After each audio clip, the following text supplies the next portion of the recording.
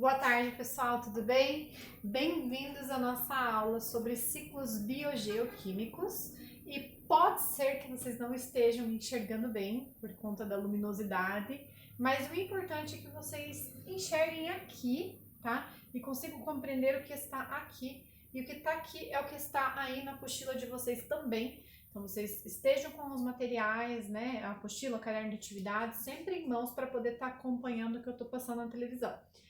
Não se esqueçam também de olhar nas descrições para ver o que eu solicitei lá e também, após as aulas, explorarem os ícones de realidade aumentada e QR Code, tá bom, gente?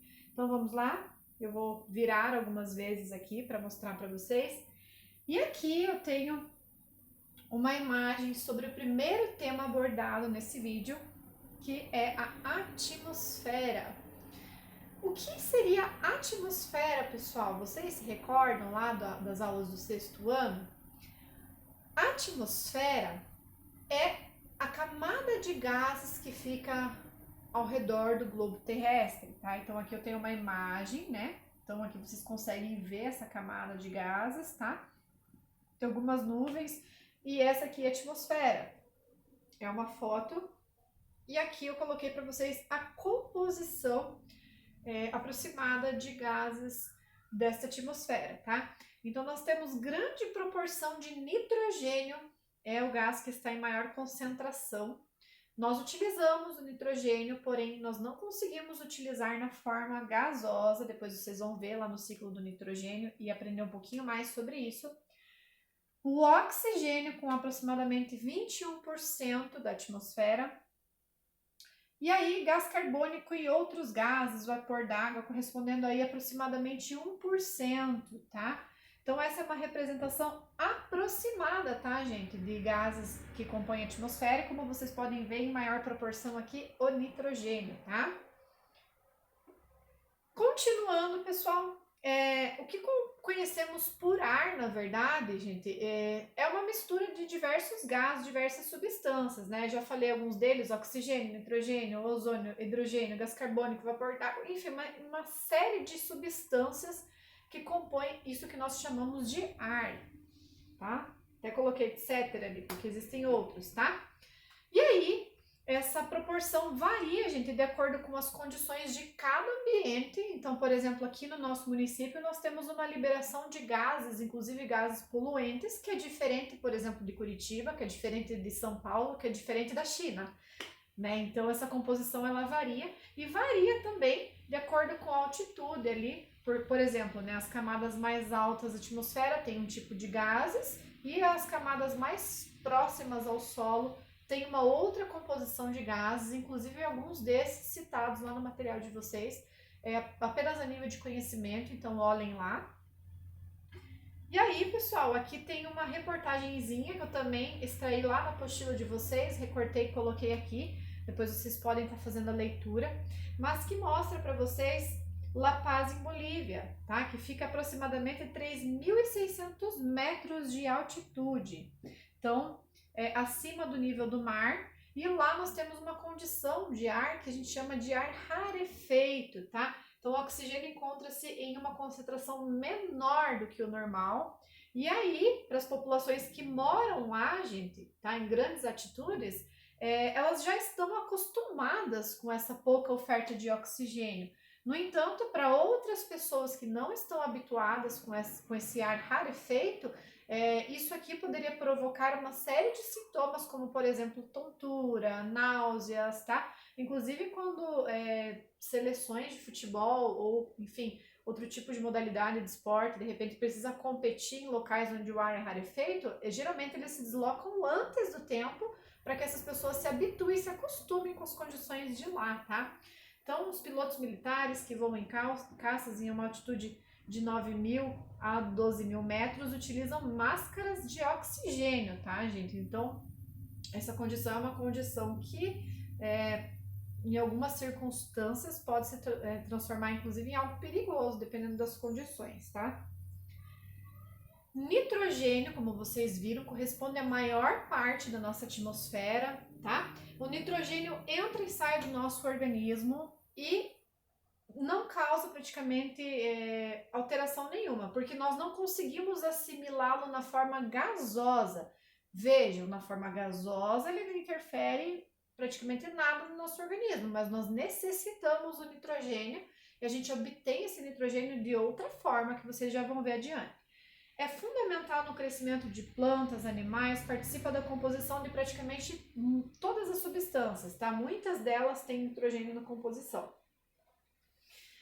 Ele só é absorvido num processo chamado fixação por bactérias, tá? Então, nessa forma gasosa, essas bactérias fazem a fixação desse nitrogênio, são chamadas de bactérias fixadoras e geralmente elas estão associadas às raízes de leguminosas. Tem um gênero de bactéria muito conhecido chamado Rhizobium, tá? E vocês vão ver isso na apostila de vocês porque está lá. E essas bactérias fornecem parte desse nitrogênio que elas absorveram para essas leguminosas. Então, soja, feijão, enfim, existem outras. E os animais, por sua vez, adquirem a partir da alimentação. E um animal, ao se alimentar de outro animal, também consegue adquirir esse nitrogênio que estava no corpo desse indivíduo que foi predado, tá? E aí, o que acontece? Quando esses animais, né, quando nós morremos, esse nitrogênio ele retorna ao solo, tá?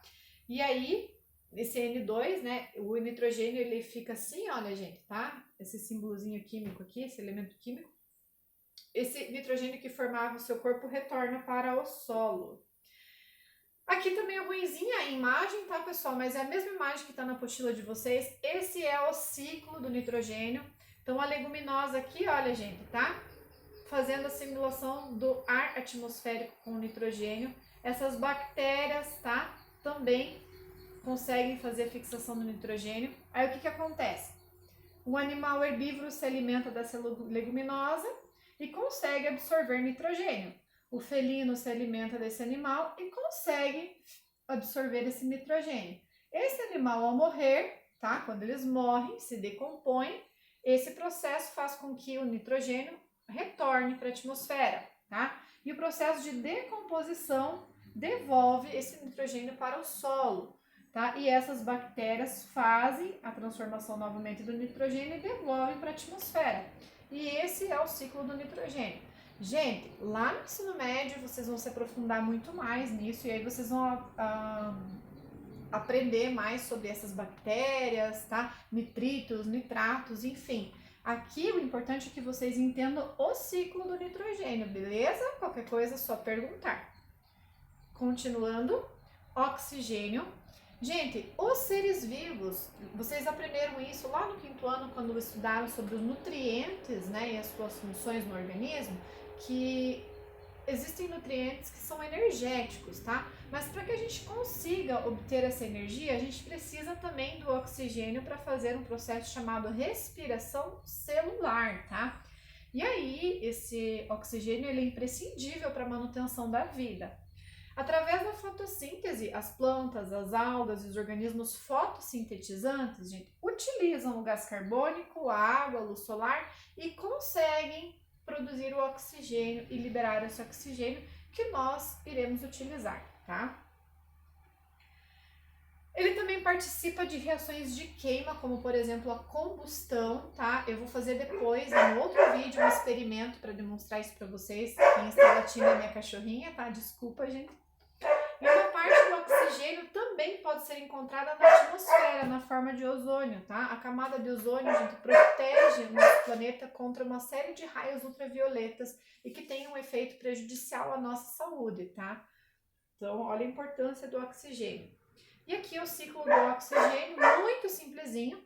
Organismos fotossintetizantes, como plantas e algas, liberando esse oxigênio, né? E nós utilizamos o oxigênio da atmosfera. Em contrapartida, nós expiramos o gás carbônico que é utilizado por esses organismos, tá?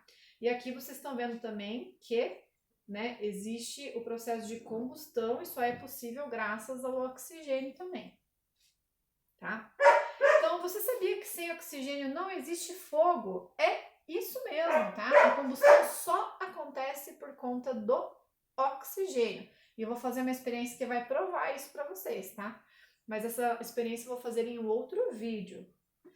E aí, pessoal, nós temos aqui o carbono, que também faz parte da atmosfera terrestre, não é menos importante do que os demais gases, como vocês já viram, tá? Ele aparece em praticamente todas as substâncias químicas que compõem tudo, inclusive o corpo dos seres vivos, inclusive o nosso, tá, gente? Ele é representado pela letra